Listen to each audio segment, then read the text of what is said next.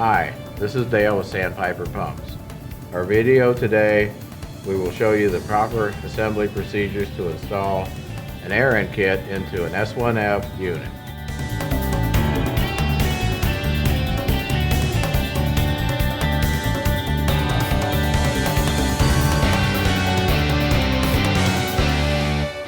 The procedures you're about to see also coincide with the G1F. We're going to utilize Sandpiper genuine parts today. Out front we have a wet end kit and an air end kit. All the components used in these kits are the recommended replacement parts when doing a rebuild. The rebuild you are going to see is accurate in man, method, and machine. For video purposes, some phases of the work performed have been condensed in time. If at any point in time you feel you need to pause this video to get caught up, please feel free to do so. Identifying which kit is required for your repair has become easier on newer pumps with the permanently affixed metal serial number tag that now indicates the wet end and air end kit information for the pump. Kit information can also be found in the service and operating manual. Sandpiper genuine replacement parts, wet end and air end kits provide a bill of material for the components included in the kit. All items included in the kits are components that Sandpiper recommends replacing when rebuilding a pump. The pump we are using today is an example of the ease of kit installation. Always consult your respective service and operating manual before performing any maintenance on your pump. Service and operating manuals include composite repair parts drawings, repair parts list, and torque specifications. For service and operating manuals or more information, visit us on the web at sandpiperpumps.com. Always remember that safety is the highest priority. When working on or around any equipment, always follow the correct safety procedures. Always read and follow the safety warnings and instructions in the service manual before any work is started on the pump. For more information, see the Rupp video on safety at sandpiperpumps.com. The pump we are using in this presentation has been built new and is considered easier to work with than a pump that has been in a process. Additional time may be required for removal of outer chambers and some of the castings in this unit. These are the recommended tools used with this rebuild. While the sizes may change based on the model, the type will remain the same. Torque wrench, ratchet, small slotted screwdriver, needle nose pliers, sockets and or wrenches, 1/2 inch, 9/16 inch, 5/8 inch. Let's get started. For video purposes, we'll be using a 3/8 inch cordless impact gun. Begin by removing the discharge manifold. Once the cap screws are removed, we can now remove the discharge manifold. Once the manifold is removed, we remove the discharge balls and the seats. Set these items off to the side. We can now roll the pump upside down, setting it on the outer chambers. We can now get to the cap screws securing the suction manifold into place. Remove the manifold cap screws and the manifold. Remove the seats. You can roll the unit over and remove the suction check balls.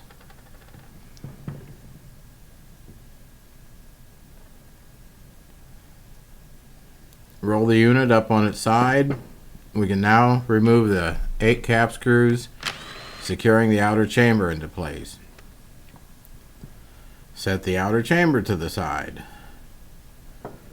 We can now access the diaphragm assembly. Spin the outer plate in a counterclockwise rotation and spin the assembly from the diaphragm rod. Once the assembly is removed, you will have the outer plate, diaphragm, and inner plate assembly.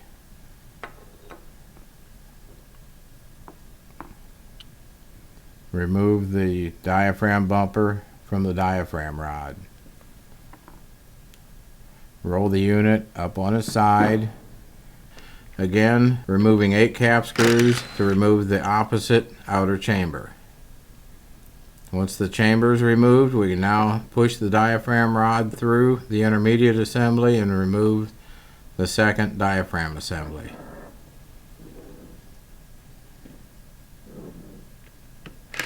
We now want to remove the air inlet cap, gaskets, pilot valve, and pilot valve gasket.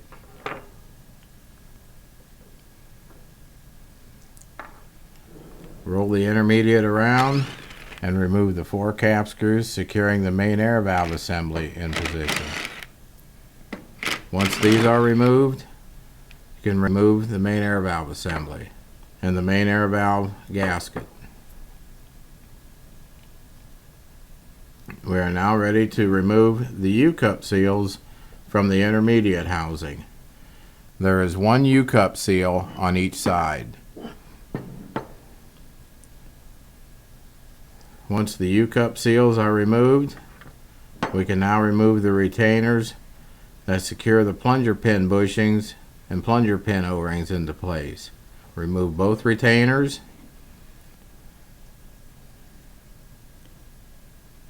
By using a wood screw or similar item, simply thread into the plunger pin bushing and pull out to remove.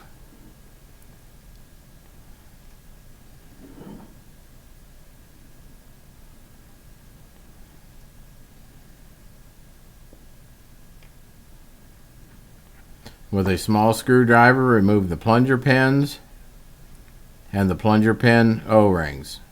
The O-rings actually sit down in an O-ring groove, so be careful when removing them not to scratch the casting.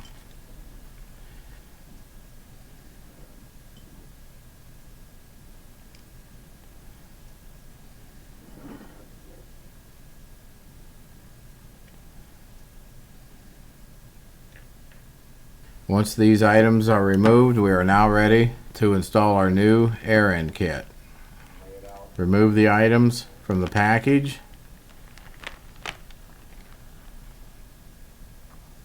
Once they are removed, we can sort them out. First, we want to start with the U-cup seals. Install a light coating of grease to the outside of the U-cup seals to aid in the installation. Make sure the lip of the U-cup seal points up towards the diaphragm.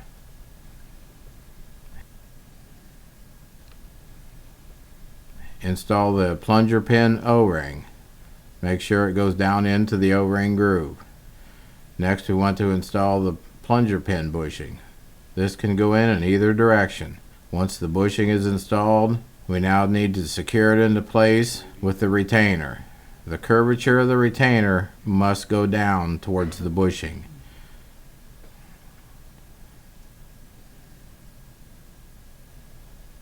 Lubricate the inside of the U-cup seal and the bearing area. Repeat these processes for the opposite side of the center section.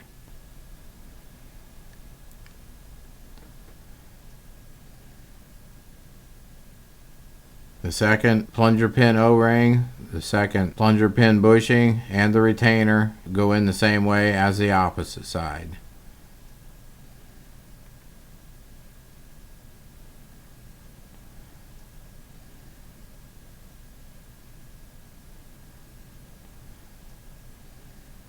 Once locked into position, we are now ready to install the plunger pins. Apply a generous amount of grease to the end of the plunger pin. This in turn will lubricate the O-ring and the plunger pin bushing during installation of the pin through the bushing area. Install one on each side. These have to be installed from the pilot valve area.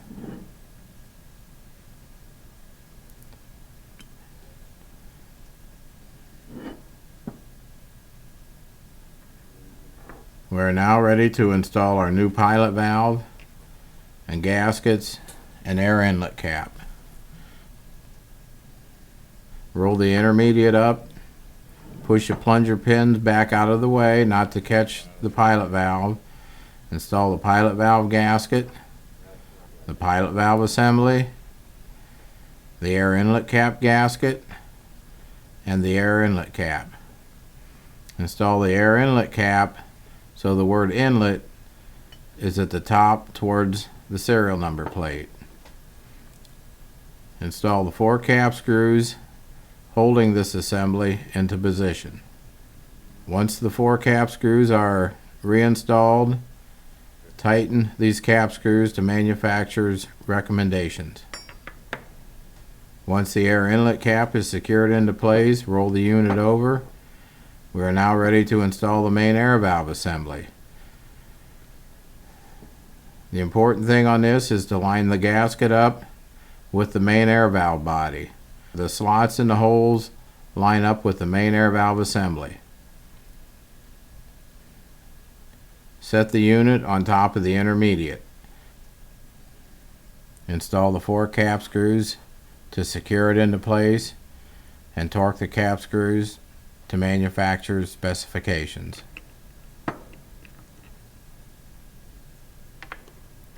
We need to check the inside radiuses of our intermediate for any imperfection and dress up accordingly.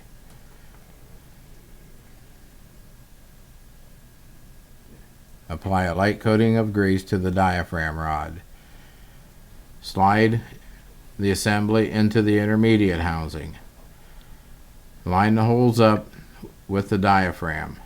At this time we can install some of the cap screws we use for the outer chamber to hold the assembly into position.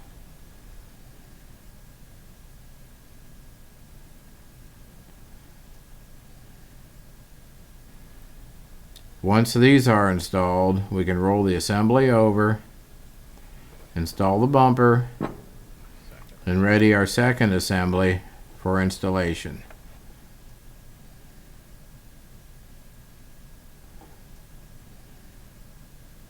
Lubricate the inner seal, lubricate the outer radius, install the diaphragm with the natural bulge out, install the inner diaphragm plate with the radius towards the diaphragm. For easier installation, we want to invert the diaphragm. This assembly can easily be installed into the intermediate and catch the diaphragm shaft and spin on in a right-hand clockwise position. Once snug down to the shaft, we now need to align the diaphragms to the bolt holes in the intermediate. Never go backwards on this assembly. Always tighten in a clockwise position and align the hole to the next hole ahead of you, so the hole in the diaphragm lines up with the hole in the intermediate. Once aligned properly, you can remove the cap screws from the opposite side. Now we are ready to install our outer chamber. Inspect the outer chamber for casting integrity. Inspect the machine faces and radius of the chamber for damage or material buildup. Scarring, scratches, or material buildup can be cleaned up using emery cloth, crocus cloth, or fine sandpaper. The discharge side of the chamber should be up towards the serial number plate.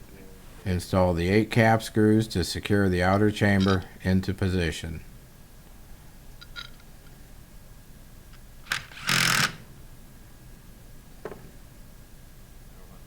Roll the unit over.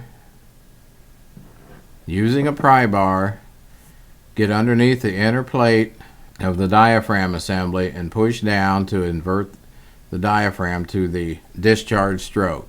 You can now invert the diaphragm over and line up the holes to install the second outer diaphragm chamber. As the opposite side, inspect the seat area where the check ball seats are going to go. Inspect the suction side ball cages to ensure they are in good condition. The discharge side of the chamber should be up towards the serial number plate.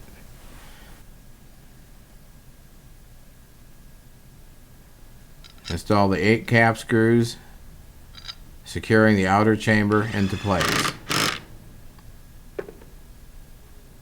Once these are installed into place, roll the unit over so the suction side of the pump is up towards you. Install the suction balls. Install the suction seats. Seats can go in either way. There's no up, no down. They can go in either direction. We are now ready to install the suction manifold. Inspect the face of the manifold where the seats go for integrity.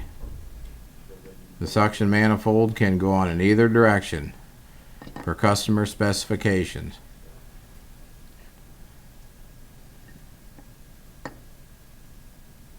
Install the 8 cap screws that hold the manifold into place. Please notice the gap between the suction manifold and the outer chamber. This will not be a face-to-face casting. These are a hard seat, so it will not squeeze completely together. Once secured, flip the unit over. We are now ready to install the discharge seats and check balls.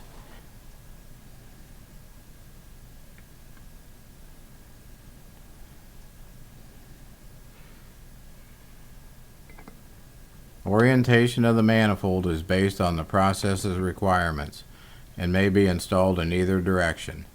Inspect the discharge manifold, the ball cages to ensure that they are in good condition, they are not worn or any sharp edges. Install the 8 cap screws and secure the manifold into position.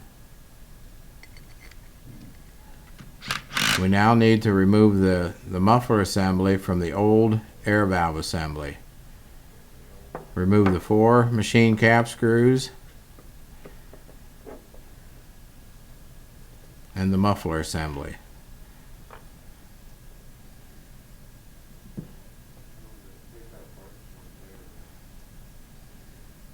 Install the white element first, with the outside cage over top of the element, and reinstall the 4 machine screws.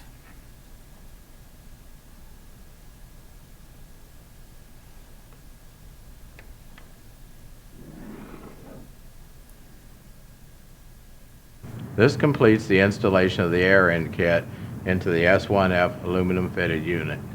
We have replaced items such as main air valve, pilot valve, and internal components. For more information on this rebuild, visit us on our website at sandpiperpump.com, or you can contact the after sales support department at service.warrenrupp@idexcorp.com. Thank you.